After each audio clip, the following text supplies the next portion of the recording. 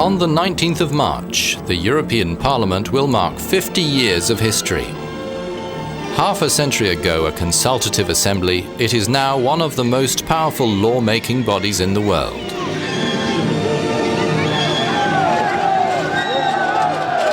The Parliament grew out of the post-war Coal and Steel Pact, followed by the Economic Community and the Atomic Energy Community established in 1957.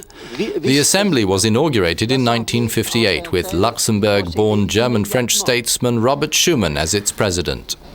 Its representatives came from the 6 community founders' national parliaments, yet the European Assembly had only a whisper of influence.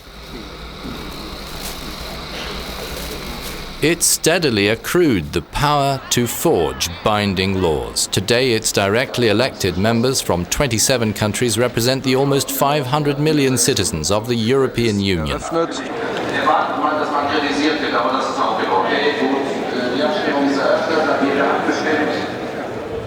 The current president of the legislature is German Christian Democrat Hans-Gert Pöttering. Ja, wir freuen uns natürlich über die tolle Entwicklung des Of course, we appreciate this tremendous development of the European Parliament. When it met for the first time in 1958, it had hardly any influence or powers of persuasion, and no legislative capacity at all. Ein wenig Überzeugungskraft hatte es, aber Today, even without the new Reform Treaty, it stands on an equal footing with the Council of Ministers for some 3/4 of all lawmaking policy.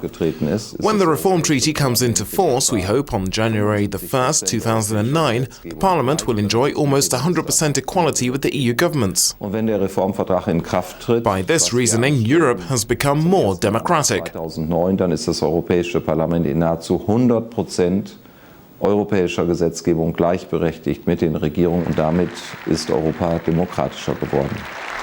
An overwhelming majority of the European Parliament's members, MEPs, voted in favour of the Lisbon Treaty. It needs to be ratified by each of the countries in the bloc by the end of this year to pave the way for the European elections in June 2009. Most of the MEPs believe the Reform Treaty will enhance democratic accountability in the EU, protect citizens' rights and improve the functioning of EU institutions. But the treaty has its critics, mostly from the far right and far left, such as Danish Eurosceptic independent Hans-Peter Bonde, a member since the first direct election in 1979. I'm in favor of giving more powers to the European Parliament when they are taken away from the Commission, the non-elected. But I'm not in favor of moving decisions from you, the voters, to bureaucrats behind closed doors. And that's the core in the Lisbon Treaty. In more than 60 new areas, decisions are moved from the voters and the national parliaments into 300 secret working groups in the council with civil servants where I have no access, where national members of parliaments have no access, where voters can't see what is going on. Then the European Parliament gain more influence, yes, but we gain much less than what you, the voters, lose. The Lisbon Treaty attributes the national parliaments a stronger partner role in the EU law process. Governments and the European Parliament will share more decisions in security, freedom and justice fields. The President of the European Commission, proposed by the EU leaders based on the results of the European elections, will require the Parliament's approval, this seen as bolstering the Commission's democratic legitimacy. But winning citizens' confidence remains a problem, according to French communist WURTZ, another veteran MEP. Je pense que le talon d'Achille de la construction européenne actuelle. I think the Achilles heel of European project building is the doubt citizens have. We have to get closer to them. They have to feel involved in decisions and policy drafting. Il faut qu'ils sentent que leurs aspirations. They have to feel their aspirations are heard. That means accepting sometimes that we've got it wrong when policies are found failing in the public's opinion. We mustn't complain about the living expression of democracy. The decisions taken in the Parliament have a far-reaching effect on how Europeans live from day to day. The governments too must reconcile national interests with those of all.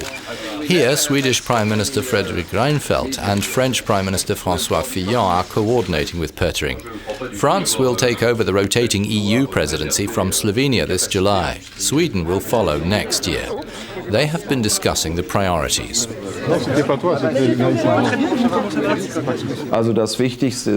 The most important thing for now is for the Reform Treaty to come into force. This is decisive, the main priority. Then we have to conclude the legalities of the climate change package before the elections in 2009. That entails resuming work on the Commission's proposals, the so-called energy package explaining how we can reduce energy consumption, promote new energies and reduce emissions. This legislation has to be ready by 2009. It's not only important for Europe. We Europeans have a role to play on a global scale, a peaceful role in this field. Foreign policy till now has been left the domain of the national governments, but with the coming into force of the Lisbon Treaty, the European Union will have a foreign policy high representative, whose work the Parliament will influence through budget policies. PÖTTERING illustrates how control over the purse strings extends the Parliament's reach to outside the Union.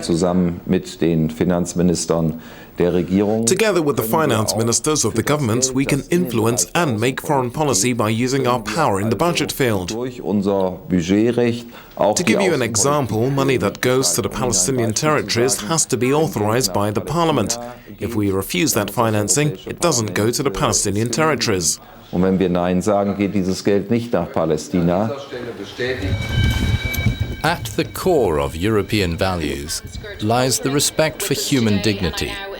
With the Lisbon Reform Treaty, everyone living in the EU is guaranteed the EU institutions' respect for fundamental rights.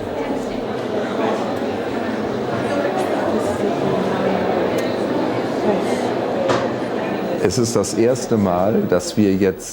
the first time that our values are anchored in European Union treaties. The Charter of Fundamental Rights, where our rights as citizens of the EU are described, is part of the Reform Treaty. Everything that contributes to the dignity of mankind is for the first time written down in that treaty. We already have that in the framework of other organizations, but in the European Union, it's the first time that there will be legally binding values. Aber in der Europäischen Union ist es das erste Mal, dass es rechtsverbindliche Werte geben wird. If all goes well with the ratification, the Lisbon Treaty will enter force in the beginning of next year, delivering new opportunities and responsibilities.